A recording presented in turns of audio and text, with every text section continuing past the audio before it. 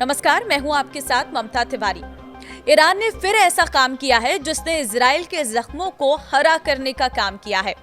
Iran ने Israel को एक बार फिर ऐसी चोट दी है जिसको लेकर इजराइल भीतर तक तिलमिला गया है और अब आने वाले समय में मिडिल ईस्ट में एक और तूफानी जंग की शुरुआत दिखाई दे सकती है।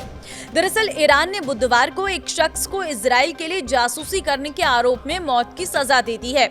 इस व्यक्ति का नाम बाबक शाहबाजी बताया गया है। ईरान की न्यायिक एजेंसी मिजान के मुताबिक बाबक ने देश के डेटा सेंटर्स और सुरक्षा से जुड़ी संवेदनशील जानकारियां इकट्ठा करके इजरायली एजेंडों को दी थी, लेकिन मानवाधिकार कार्यकर्ताओं का कहना है कि बाबक को हिरासत में लेकर इतना टॉर्चर किया गया कि उसने मजबूरी में झूठा इकबालिया बयान दे दिया है। एक्टिविस्ट का यह भी कहना है कि बाबक को असली वजह से नहीं बल्कि इसलिए गिरफ्तार किया गया था क्योंकि उन्होंने यूक्रेन के राष्ट्रपति वोलोदिमीर ज़ेलेंस्की को एक चिट्ठी लिखी थी। इस चिट्ठी में उन्होंने रूस के खिलाफ युद्ध में यूक्रेन की मदद करने की इच्छा जताई थी। गौरतलब है कि ईरान ने रूस को ऐसे ड्रोन दिए हैं जिनका इस्तेमाल यूक्रेन पर हमलों में किया गया है। इस वजह से बाबक की चिट्ठी को सरकार ने इजराइल के लिए जासूसी का सबूत बता दिया है। मानवाधिकार संगठन ईरान ह्यूमन राइट्स ने पहले ही चेतावनी दी कि बाबक को फांसी दी जा सकती है।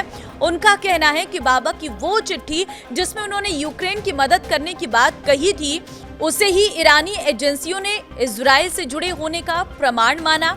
उधर ईरान ने यह भी दावा किया कि इजराइल ने बाबक को माइक्रोसॉफ्ट वर्ड का इस्तेमाल करना सिखाया था।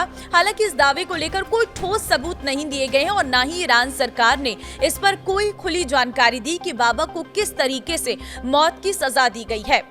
आमतौर पर ईरान में दोषियों को फांसी दी जाती है। अब तक ईरान इजराइल के साथ अपने तनाव के बीच जासूसी के आरोप में 8 लोगों को फांसी दे चुका है।